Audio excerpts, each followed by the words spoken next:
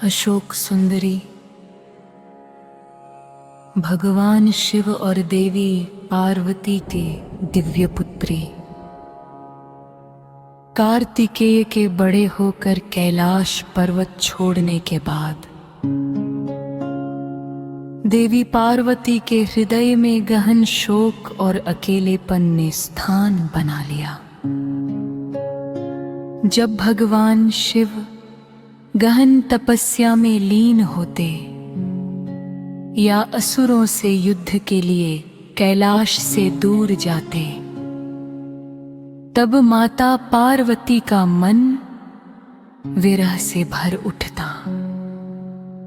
एक दिन भगवान शिव और माता पार्वती नंदनवन, उस दिव्य उपवन में विचरण कर रहे थे। वहीं माता पार्वती की दृष्टि कल्पवृक्ष पर पड़ी। वह इच्छा पूर्ति करने वाला दिव्य वृक्ष। माता पार्वती ने हृदय से प्रार्थना की, मुझे एक ऐसी पुत्री प्राप्त हो जो मेरे शोक को दूर कर दे। क्षण भर में उनकी इच्छा पूर्ण हुई। एक अत्यंत सुंदर कन्या का जन्म हुआ। माता पार्वती ने उसका नाम रखा अशोक सुंदरी, क्योंकि वह माता के अशोक अर्थात दुख के नाश के लिए जन्मी थी। माता पार्वती ने भविष्यवाणी की कि अशोक सुंदरी का विवाह चंद्रवंश के महान राजा नहुष से होगा, जो शक्ति में स्वर्ग के राजा इंद्र के समान होंगे। एक दिन नंदनवन में भ्रमण करते समय अशोक सुंदरी पर दृष्टि पड़ी असुर हुंडा की। वह उनकी सुंदरता पर मोहित हो गया और विवाह की इच्छा प्रकट की, परंतु अशोक सुंदरी ने अपने भाग्य का स्मरण कराते हुए उसे अस्वीकार कर दिया।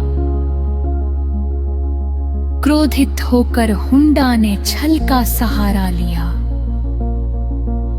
और एक वृद्ध विधवा का रूप धरकर उन्हें धोखे से अपने महल ले गया। सत्य जानकर अशोक सुंदरी का क्रोध प्रचंड हो उठा। उन्होंने हुंडा को शाप दिया, मेरा नियत पति नहुष तुम्हारा वध करेगा। इसके बाद वे कैलाश लौट आई और कठोर तपस्या में लीन हो गई। शाप से भयभीत हुंडा ने शिशु नहुष के अपहरण का आदेश दिया, किंतु बालक ऋषि वशिष्ठ के आश्रम में सुरक्षित पहुंच गया। वहीं उसका पालन पोषण हुआ। युवावस्था में नहुष ने हुंडा से युद्ध किया और उसका वध कर दिया। इस प्रकार अशोक सुंदरी का शाप पूर्ण हुआ। अंततः नहुष और अशोक सुंदरी का विवाह हुआ। उनसे उत्पन्न हुए महान राजा याति और 100 पुत्रियां।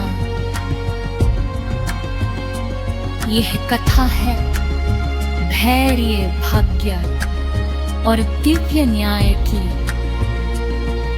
अशोक सुंदरी की अमर गाथा